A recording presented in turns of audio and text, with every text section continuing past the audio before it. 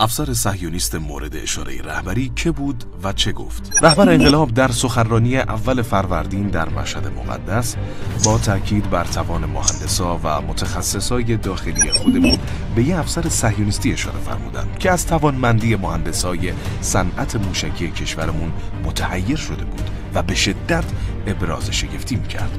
اسم اون افسر یوزی رابینه. برای کسایی که به مسائل موشکی علاقه دارن تو منطقه خاورمیانه کاملا آشناست. رابین بین سالهای 1991 تا 1999 مدیریت برنامه دفاع موشکی اسرائیل رو به عهده داشت. این جناب یوزی رابین در 17 جولای 2015 توی واشنگتن و تو جمع بعضی از فعالای حوزه نظامی و افسرای نیروی هوایی امریکا و عده‌ای از محققین تو حوزه دفاع موشکی و سلاح‌های هسته‌ای حاضر شد و حدود 1 ساعت سخنرانی کرد که قسمتی از اون سخنرانی از این قرار بود: ایرانی‌ها به خوبی در جریان تحولات در بحث دفاع موشکی، مخصوصاً الان که این سامانه‌ها در خلیج فارس مستقر شدن هستند. اونا فاتح 110 رو برای شکست دادن سامانه‌های دفاع موشکی ساختن. من یه مهندسم و به عنوان یه مهندس باید بگم که ایرانی‌ها در مورد فاتح 110 خیلی خوب کار کردن. اونا یه راکت 610 میلیمتری رو انتخاب کردن و ارتقاش دادن. اونا به شیوه های مختلف دقت موشک رو افزایش دادن و در حال حاضر این موشک میتونه یک بلوک شهری رو کاملا نابود کنه. ایرانی ها دارن موشک های بالستیک در حجم بالا تولید و ذخیره میکنن. حتی نشانه هایی هم درباره صادرات این موشک ها وجود داره که واقعا غیر قابل باوره.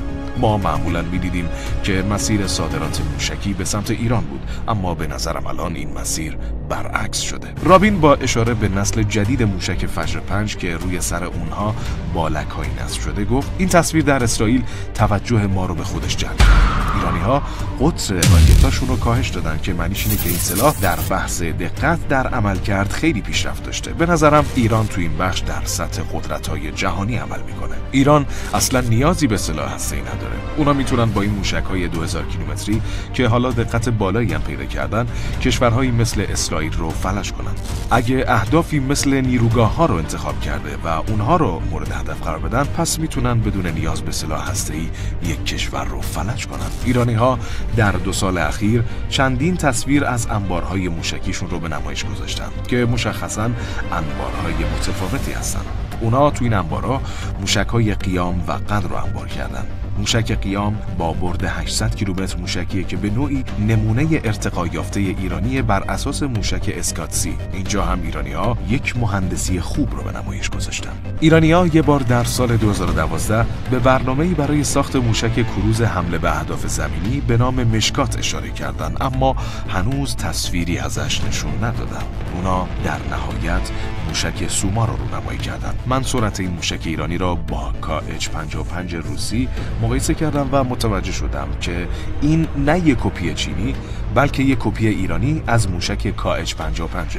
احتمالاً موتور جتی هم که روی این موشک نصب شده با نمونه روسی تفاوت‌های زیادی داره.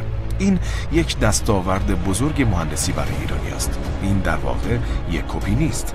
من از لحاظ تکنیکی به احترام افرادی که این کار رو انجام دادن کلاه از سر برمی‌دارم و به اونها احترام میذارم. اما در بخش آخر این نشست یوزی رابین تاکید میکنه که ایران این دستاوردهای موشکیش رو در شرایط تحریم به دست آورده. تصور کنید اگر این کشور تحریم نباشه چطوری برنامه‌های خودش رو گسترش میده.